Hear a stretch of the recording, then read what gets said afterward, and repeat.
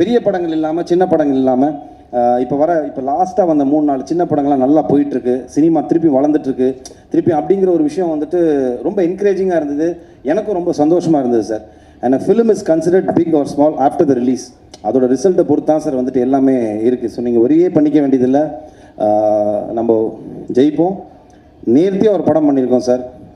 நல்லபடியாக வந்துட்டு நேர்த்தியாக ஒரு சின்சியராக ஒரு ஃபிலிம் பண்ணியிருக்கோம். And I'm sure it will definitely work. I know உங்களுக்கு ஒரு பெரிய கேப்னு தெரியும். பிகாஸ் அது வந்துட்டு ஒரு டேரக்டர்ஸோட பிளெஸிங் அண்ட் டிஸ்கைஸ். அது என்னென்னு பார்த்தீங்கன்னா வந்துட்டு டெக்னீஷியன்ஸ்லாம் ஒரு படம் இல்லைனா அடுத்தடுத்து போயிடுவாங்க, ஆக்டர்ஸ் போயிடுவோம். ஒரு டேரக்டர் மட்டும்தான் பார்த்தீங்கன்னா அந்த படத்தில் ஸ்டக்காகி நிற்பாங்க. அதோட வெற்றியை பொறுத்து தான் அவங்களோட லைஃபே அடுத்து என்னங்கிறது தெரியும். பிகாஸ் ஐ டூ அண்டர்ஸ்டாண்ட், நிறைய பார்த்துட்ருக்கேன். ஸோ அதனால் நீங்கள் ஒரி பண்ணிக்க வேண்டிய அவசியம் இல்லை. We are doing it. 10th அன்னைக்கு ரிலீஸ் ஆகுது, April 10th அன்னைக்கு. ஸோ கண்டிப்பாக எல்லோரும் தியேட்டரில் போய் படத்தை பாருங்கள். I am very happy that திருப்பியும் அந்த பழைய மாதிரி தியேட்ரிக்கல் ட்ரெண்ட் திருப்பி வந்தது ரொம்ப ரொம்ப சந்தோஷம்.